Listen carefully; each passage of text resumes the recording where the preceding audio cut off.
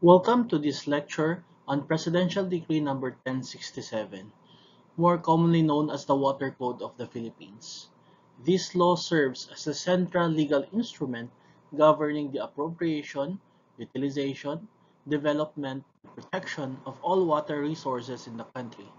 As future architects and planners, your understanding of PD 1067 is essential in project design, especially when dealing with site development, drainage planning, irrigation systems, and water sustainability strategies. PD 1067 plays a critical role in shaping infrastructure decisions, zoning regulations, and even architectural details related to utilities and natural water systems.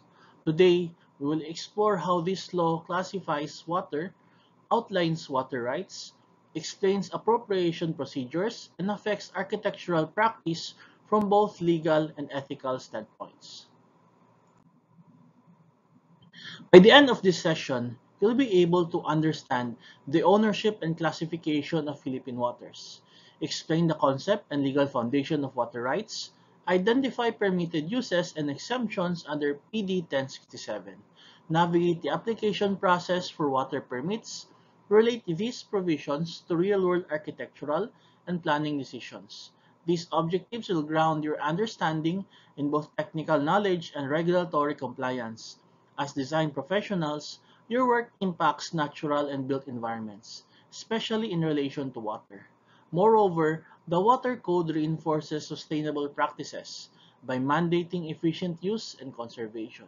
This integrates with green architecture, resilient site planning, and responsible construction. Familiarity with PD 1067 is also essential for compliance with national and local authorities, particularly when your projects involve drainage easements, water bodies, wells, or service lines.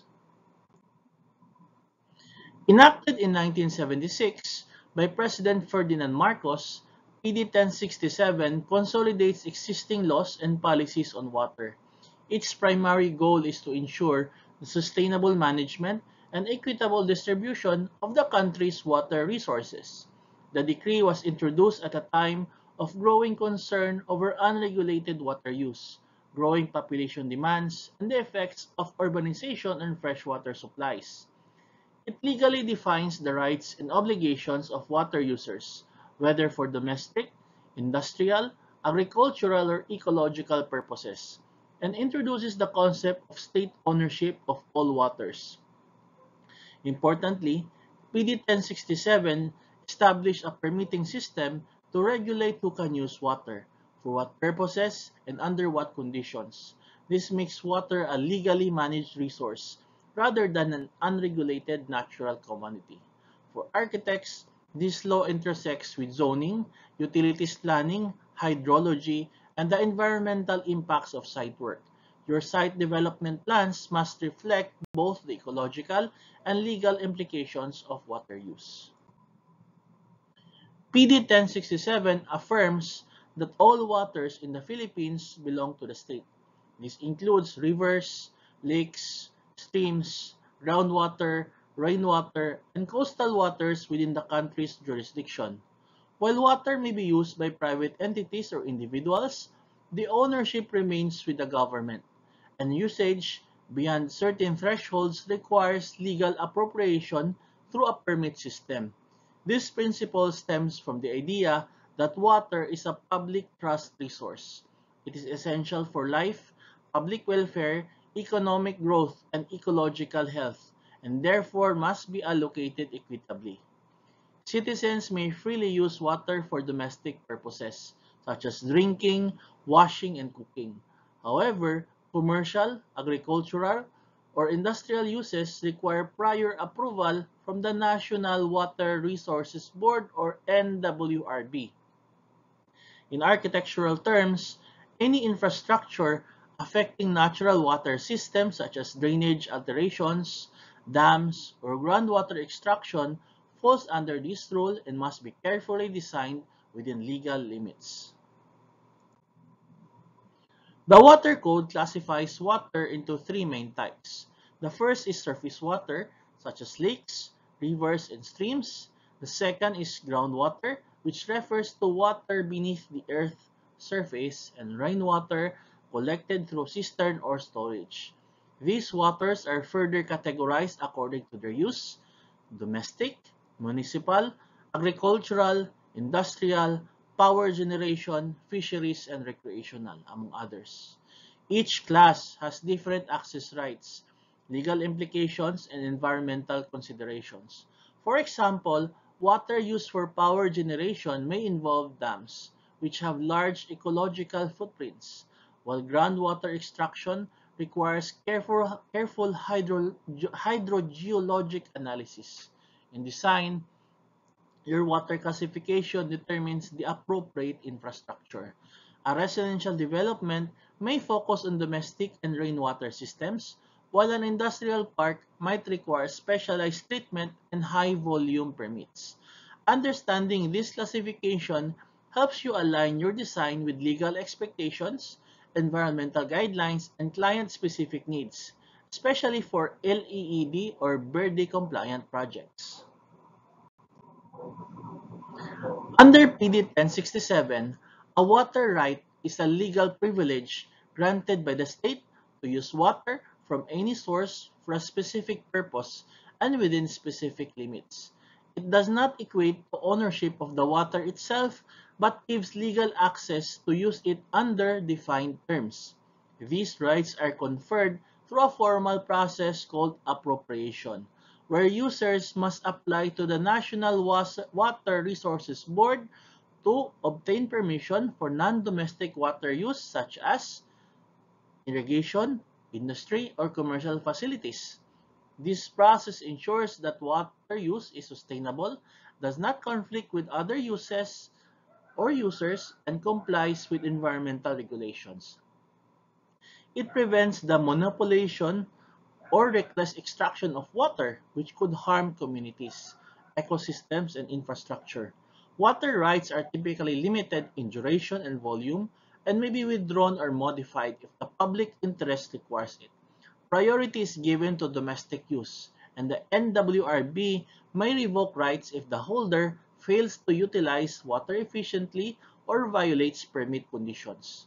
Architects involved in large-scale projects such as resorts, agricultural estates, or mixed-use developments must be aware of these water rights.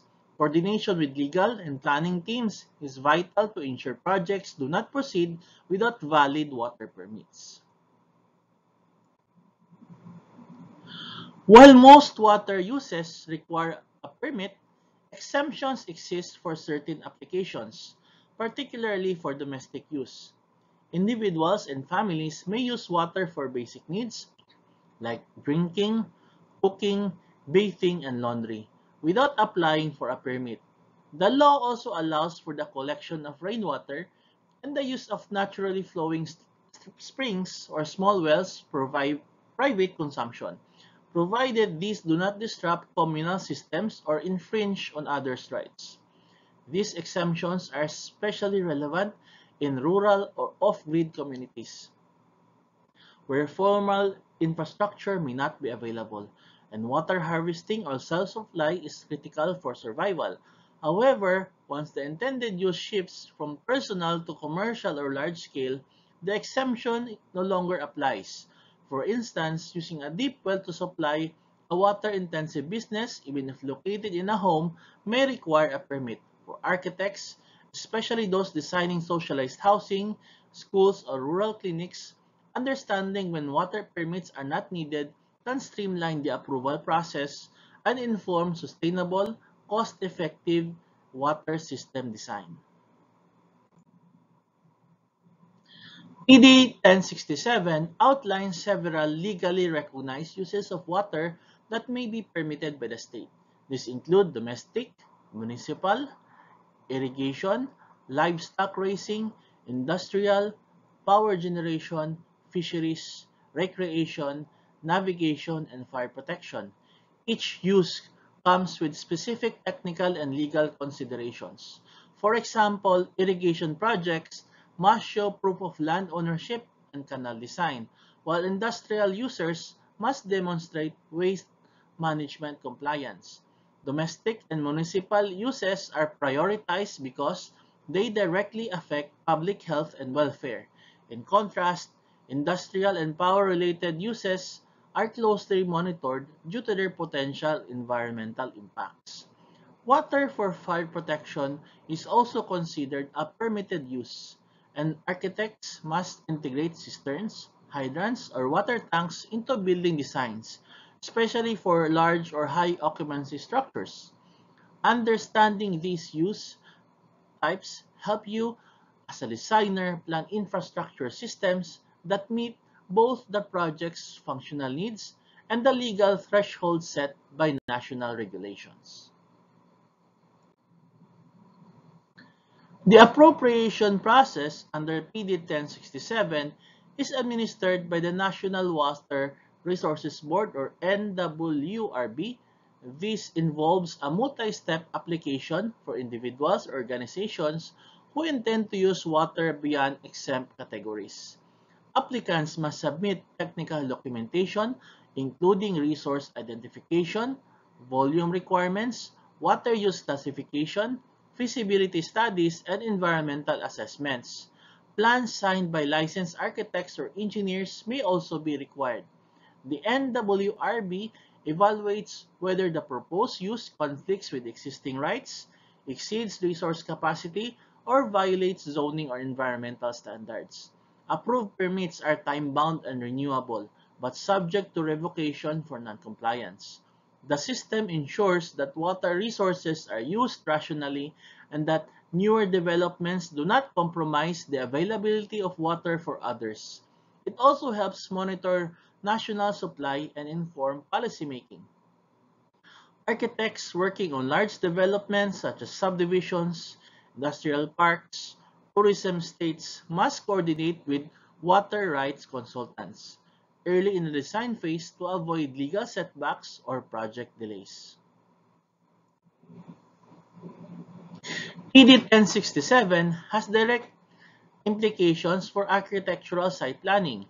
Any modification to land contours, drainage patterns, or water flow, such as creating retention ponds, grading, or placing impermeable surfaces, must consider water legality and environmental impact. Projects that rely on wells, rivers, or springs for water supply must secure rights before construction begins. Likewise, stormwater management systems must not discharge untreated water into public waterways without conforming to pollution standards. The Water Code also prohibits unauthorized obstructions or diversions of waterways. This affects bridge design, culverts, riverwalks, and site access roads that intersect with natural drainage paths. Architects are encouraged to promote low-impact development (LID) principles such as permeable paving, rain garden, biowales, and water-sensitive urban design to align with both the law and sustainability goals. A failure to consider these legal aspects can result in site non-compliance, legal disputes, permit cancellation, or even civil penalties, making knowledge of PD 1067 a practical necessity for all licensed practitioners. Beyond legal compliance, PD 1067 implicitly supports sustainable water practices by promoting efficient use, waste prevention, and protection of water resources. Architects today are expected to integrate water-sensitive design strategies into the built environment. Rainwater harvesting systems, for example, can help supplement non-potable water needs like irrigation, flushing, and cleaning. PD 1067 allows this without permits, provided the water is collected and used on-site and not for resale or large-scale supply. Gray water reuse, when properly filtered, can reduce potable water demand and help maintain landscape areas. Incorporating dual piping systems or filtration units aligns with both PD 1067 and broader sustainability codes like the Philippine Green Building Code. Architects should also advocate for permeable surfaces, biowhales, retention basins, and strategic landscaping that enhance natural infiltration and groundwater recharge, which aligns with PD 1067's objectives to maintain the hydrologic cycle. Educating clients about these strategies is part of professional responsibility. Architects must take initiative in specifying materials, grading plans, and infrastructure that not only meet codes but demonstrate climate-responsive, water-conscious design. The National Water Resources Board, or NWRB, is the central agency empowered to implement PD 1067. It functions under the Department of Environment and Natural Resources with responsibilities ranging from issuing permits to conducting technical assessments. NWRB maintains the Water Rights Registry, adjudicates water disputes, inspects facilities, and enforces penalties for violations. It also collaborates with LGUs and other agencies on water policy and watershed management planning. In large development projects, NWRB often reviews proposals involving water abstraction, drainage impact, or discharge into water bodies. They may request technical drawings and systems layout to assess whether a project aligns with existing rights and standards. Architects involved in project approvals may be required to coordinate with NWRB for compliance certifications or to respond to site-related water issues. These include ensuring proper drainage design, right-of-way for water facilities, and integrating infrastructure into master plans. Understanding NWRB's process and authority is essential, especially when designing in water-sensitive zones like coastal areas, floodplains, or uplands with aquifers. Collaboration with licensed water rights consultants or environmental planners is often necessary. PD 1067 includes specific penalties for illegal use, diversion, obstruction, or pollution of water bodies. Violators may face administrative sanctions such as fines, suspension of permits, or cancellation of existing rights. More severe offenses like large-scale pollution or illegal commercial obstruction can result in criminal charges, including imprisonment, especially if public health or ecosystems are harmed. Violations may also stem from unauthorized modifications to waterways such as filling, encroachment, or draining wetlands without environmental clearance. These actions may not only breach PD 1067 but also RA 9275, which is the Clean Water Act, and other environmental laws. From a professional standpoint, any architect who knowingly participates in an illegal or non-compliant project may be held accountable through administrative or PRC sanctions. Due diligence is part of your ethical and legal responsibility. Avoiding these pitfalls requires vigilance in the early stages of planning. Site due diligence, coordination with consultants, and clear communication with clients about permit requirements can help protect both your license and the environment. PD 1067 interfaces with other several regulations that architecture students must be aware of. These include RA 9275, which is the Clean Water Act, which focuses on pollution control and water supply, PD 1096, National Building Code, which includes drainage, sanitation, and water supply standards. It also complements RA 9003, the Ecological Solid Waste Management Act, and RA 9729, the Climate Change Act. Especially in water conservation planning, disaster-resilient infrastructure, and sustainable community design. Architects designing subdivisions, commercial developments, or infrastructure near water bodies must ensure compliance not just with PD 1067 but with these overlapping statutes. This legal ecosystem emphasizes the importance of integrated design thinking, where architecture intersects with hydrology, policy, and environmental stewardship. Projects must be legal, livable, and environmentally sound. A good understanding of PD 1067 enables you to see water not just as a utility line or drainage element, but as a critical component of national resilience and design ethics. PD 1067 is more than a technical statute. It is a comprehensive framework for managing one of our most essential resources, water. It governs ownership, use, conservation, and infrastructure responsibilities with both legal rigor and environmental foresight. As architecture students, your ability to integrate legal compliance into creative design is a mark of professionalism. From roof catchment to water permits, your work will influence how clients and communities access clean, safe, and sustainable water. The Water Code encourages a system thinking mindset. How does your project affect water supply, drainage, catchment, pollution? These are not side concerns. They are fundamental to ethical, compliant architectural practice. So your activity is to choose a recent housing or commercial project and evaluate it through the lens of PD 1067. Identify at least three aspects such as water sourcing, drainage, or discharge that would require permits or impact water resources. Submit your analysis with the conceptual diagrams or sketches as you reflect on today's lecture. Remember that water is not just a resource, it is a right, a responsibility, and a design constraint that shapes your role as future architects. So this is the lecture for this week, class. Kindly refer to our Padlet link and our module for the details on our activities. Thank you and see you next meeting.